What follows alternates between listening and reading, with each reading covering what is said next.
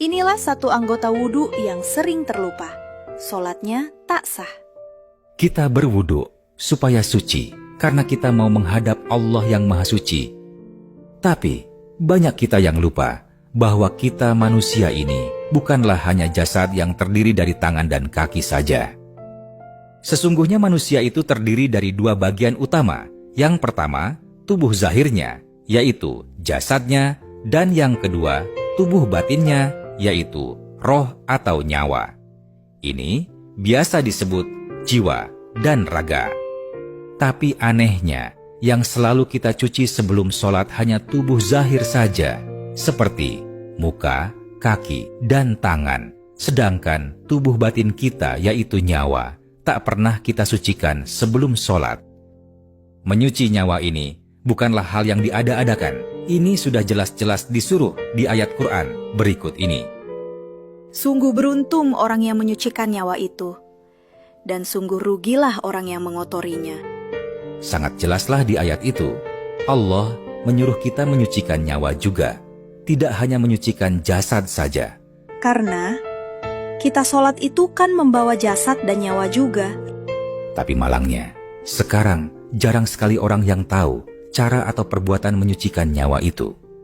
Ini terjadi karena kebanyakan umat Islam sekarang ini hanya mempunyai pengetahuan zahir saja atau pengetahuan syariat saja.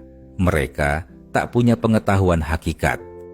Di akhir video ini, kita akan buktikan dengan ayat-ayat Quran bahwa ilmu agama Islam itu ada dua atau sepasang. Yakinlah, ayat yang nyata-nyata menyuruh kita menyucikan nyawa ini tak akan pernah kita pahami sampai kita mati kalau kita tak belajar ilmu hakikat. Padahal, menyucikan nyawa atau wudhu hakikat inilah yang lebih utama. Ini terbukti, jika tidak ada air, maka kita disuruh tayamum. Dan tayamum ini sebenarnya tidak bisa membersihkan kotor-kotor di tangan atau kaki kita. Tapi, meskipun jasad kita ini masih kotor, namun sholat kita tetap sah. Jadi sebenarnya ayat tentang tayamum ini betul-betul suatu sindiran bagi yang mau berpikir, yaitu tubuh yang manakah yang betul-betul mesti suci ketika sholat. Jawabnya adalah tubuh batin kita, yaitu nyawa kita. Sayang 1000 kali sayang, penyucian nyawa ini pulalah yang telah dilupakan orang. Sungguh menyedihkan, sampai tua-tua masih saja belajar tentang air mustakmal lah, air dua kulah lah. Tapi mereka tak pernah tahu tentang penyucian yang lebih utama, yaitu menyucikan nyawa mereka. Padahal, kalau tak ada air untuk wudhu, tak perlu lagi bicara tentang air mustakmal ataupun air dua kulah.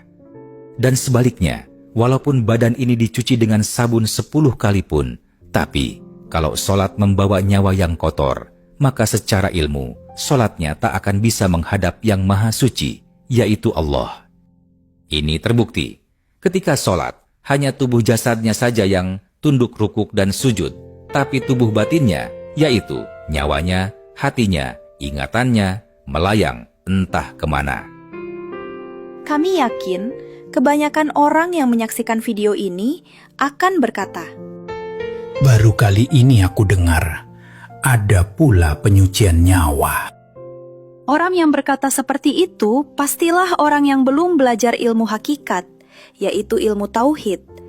Mereka hanya punya ilmu syariat saja.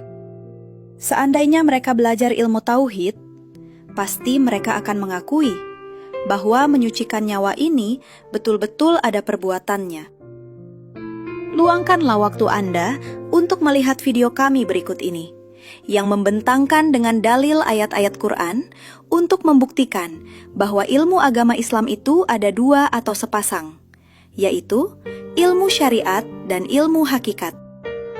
Oke, berikut ini komentar atau testimoni pemuka masyarakat dan pemuka agama tentang pengajian ilmu tauhid di Lembaga Dakwah Islam dan Quran. Silakan lihat yang lebih jelasnya di website kami, islamdanquran.com. Caranya, tekan saja simbol seperti Quran terbuka di sebelah kanan ini. Kemudian, tekan saja tulisan yang ditandai panah ini. Dan lihat juga video berharga berikut ini. Banyak umat Islam yang tak tahu bahwa ilmu agama itu ada dua. Banyak yang tak menyadari berbuat dosa syirik karena tak belajar ilmu tauhid. Apa itu ilmu tauhid? Dari pengalaman kami yang sudah 60 tahun lebih berdakwah ilmu tauhid ini, ternyata banyak sekali umat Islam yang tidak belajar ilmu tauhid, padahal sejarah telah membuktikan bahwa ilmu agama yang pertama sekali diajarkan Nabi kita dulu adalah tauhid.